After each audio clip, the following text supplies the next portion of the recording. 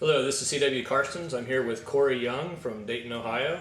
He's a game designer, and he's here to talk about One Way Out. So that's your working title.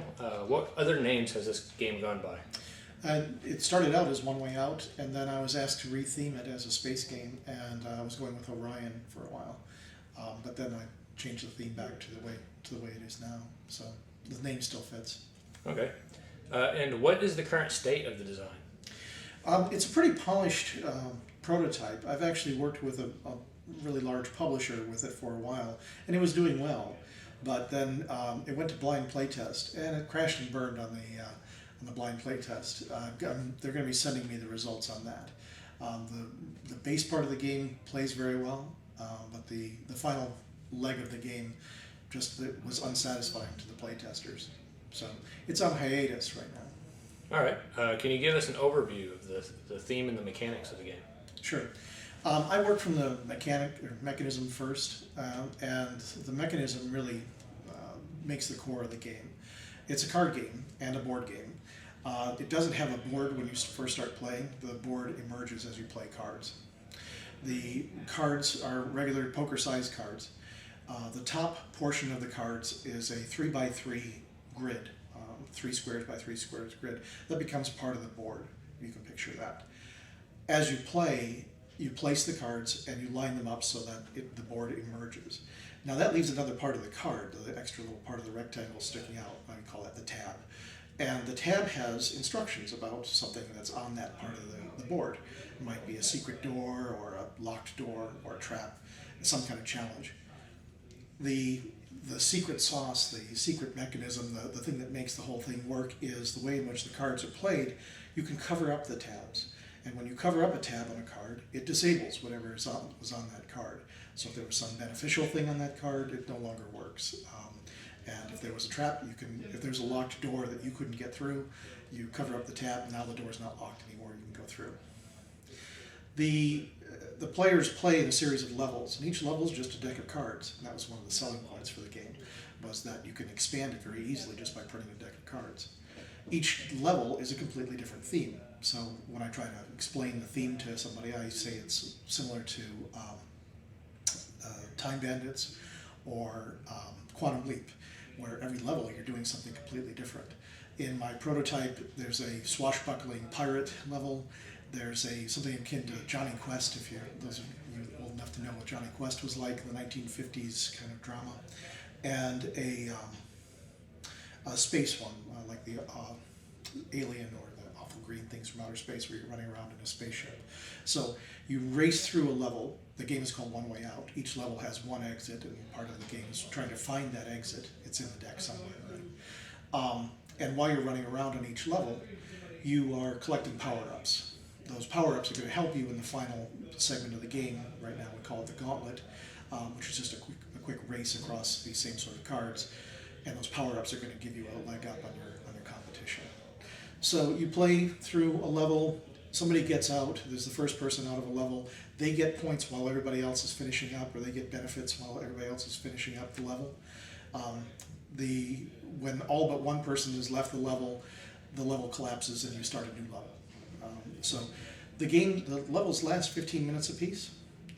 It's pretty nice for that because you can plan an evening. Typical game with the Gauntlet will take an hour, three 15-minute levels plus the Gauntlet. You want to play longer? Just add a few more levels. There's no building, the levels don't get any more difficult, and they can be played in any order. So, and you're never really behind because at the beginning of every level, everybody's starts in the same block.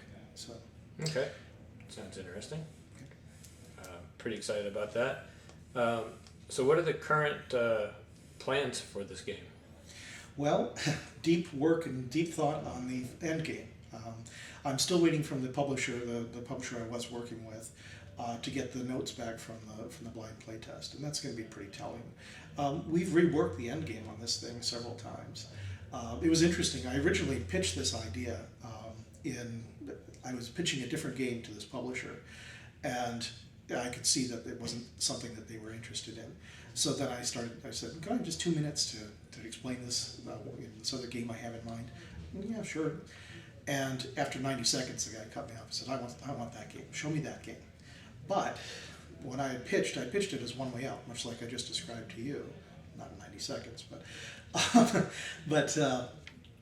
he said, I like it, but I want it to be a space game, and I want it, to play in this amount of time, and I like the card mechanism. That's the thing. The mechanism really sells the game. I like that, but I want it to be this theme and this and all. So I said, sure. Big publisher, you bet. I'll make it work. I'd never made the prototype for the first one. It was just an idea when I pitched it to him. So what the heck? So I reworked it as a space game, and this is a slow process. This was 2 years ago that I first met with this big publisher. It was Gen Con. We're coming up on Gen Con now. It was Gen Con 2 years ago, and I went away and came back. It was Origins, which happens earlier in the summer. Came back at Gen Con and pitched again, and he liked it. He liked the space game. It was a much smaller game, didn't play in levels. It was just a space game, but it wasn't quite working exactly right. Wasn't as pleasing. It wasn't playing as fast, and it too had a bad end game. We went back and forth for about a year, and finally the publisher was stepping back and saying, I just don't think this is going to work. But tell you what, you make the game that you wanted to make. Maybe I shouldn't have told you. Maybe I shouldn't have said, make it a space game. Maybe I shouldn't have done that. Make the game you wanted to make. And that's what I did. And came back, pitched it again, and he loved it. He thought it was fantastic, and he was really excited about it. They were really excited about it. Anyway, a year later, and a lot of development. We went through 3 different end games, and now I don't want to say I'm back to the drawing board. He'll be happy to look at it again, but we've really got to focus on the end game. So. All right. Well, definitely a lot of effort and time goes into designing a game, and of course a lot of help. So do you have any shout outs or anybody you want to recognize on Sure. everything you've done in the design? Sure. Well, my family's always very supportive. My wife is just fantastic, and she is very encouraging, and she understands the nature of it, that it eats up a lot of the extra hours. I'd like to mention William Harn, who's been a friend since before I knew my wife, but he's a longtime gamer buddy, and he's my cohort every time I go to game conventions, and he's been my lucky charm for lining up discussions and interviews with the game publishers. And then Ed Fear, who's a new friend, somebody I met recently, who has a lot of experience in the gaming world with Magic, and worked with a lot of the big game publishers. He helped me with the latest version of One Way Out, and came to help me come up with a way of cleaning up the system quite a bit. So I'd like to give him a lot of credit. So. Okay, great. Well, thank you for showing up at Dallas. Definitely exciting to see someone from out of town coming and showing their prototypes and getting to know you better.